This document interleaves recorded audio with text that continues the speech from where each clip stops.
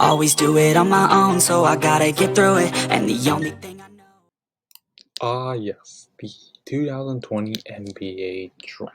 It's been few weeks past already since this draft, and we've already seen steals in this draft. There were great talents like Obbi Toppin's passed up later in the draft. Surprising, right? We saw Deni Avia also getting a bit in the draft as usual. It also surprising? And Nico Mannion, second round pick, who was once the top of the draft before you went to college. Can he become a potential star and bounce back? What is up, guys? It's Master J here. Welcome back to the channel. And as you can see, today the headline, top 5 steals of the NBA draft. Now I'm going to discuss top 5. I'm going to go from, from the most surprising player that's getting picked in late, the late.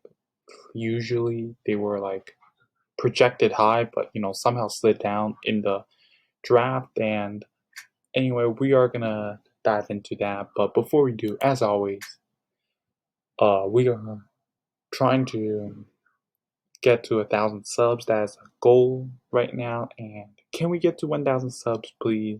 It's easy. We can get there in very fast. If you all who watch my videos all subscribed, it's not that hard. I try to post 2 or 3 videos a week, and please, that's worth subscribe, isn't it? And for the people who are new here to the channel, my name is Master J. I break down NBA trades, players, stats, news, and more. So please subscribe and let's get on with the video.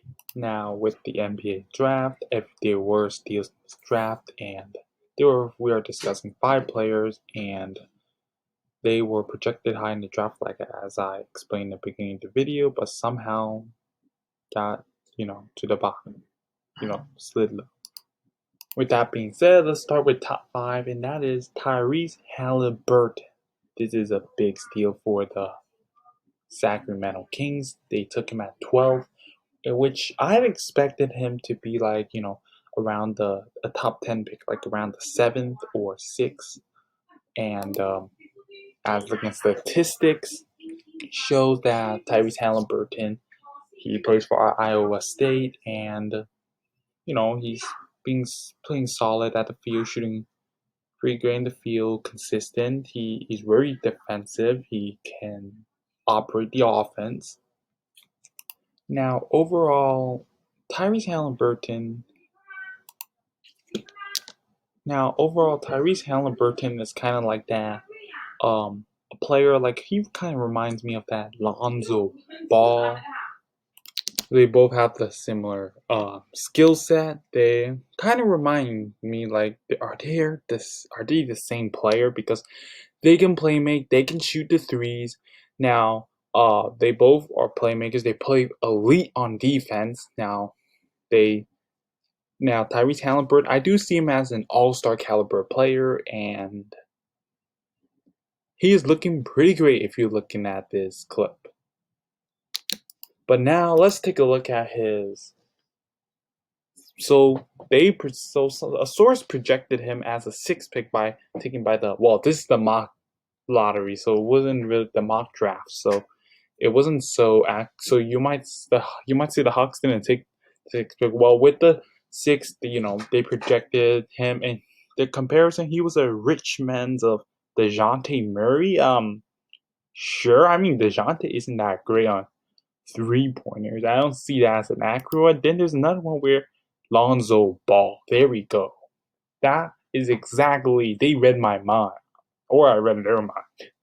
Anyway, let's go top 4. Lamelo Ball. The Charlotte Hornets took him. Now, obviously, I wouldn't put him top 1, top 2, or top 3. He's not in top 3. That's because, well, it's pretty expected that the Warriors and the Wolves won't pick him, because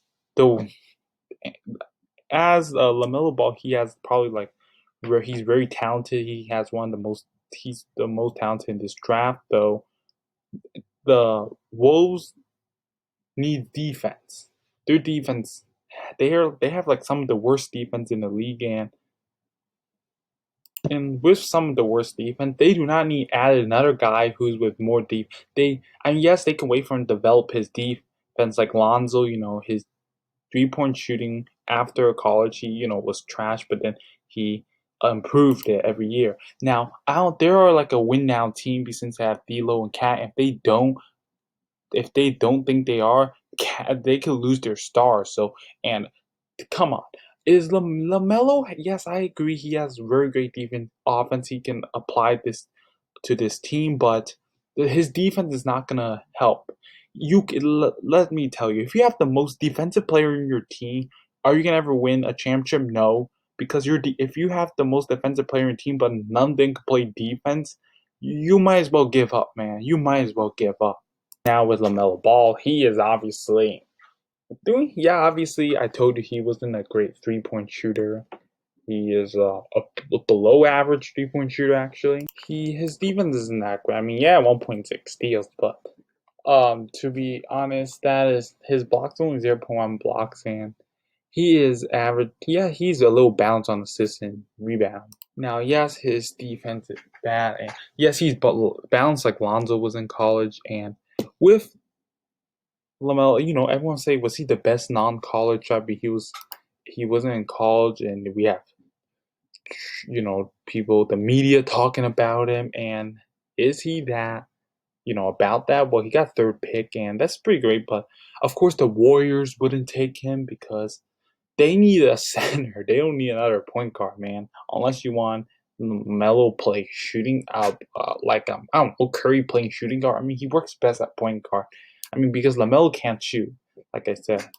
Now Lamelo Ball, he has like this kind of thing where he's tried to develop his defense, as you can see, and I would love to see what he can do in the draft. But I think it was a good pick because signing Gordon Hayward is actually a good fit with Lamelo Ball. Now, clearly, they can actually win and make the playoffs with this, with LaMelo and Gordon Hayward. And now, let's take a look. So, they had him second picking the Warriors? What? I mean, come on, Clay's. I know I get it, but no, they need a center. They still need center.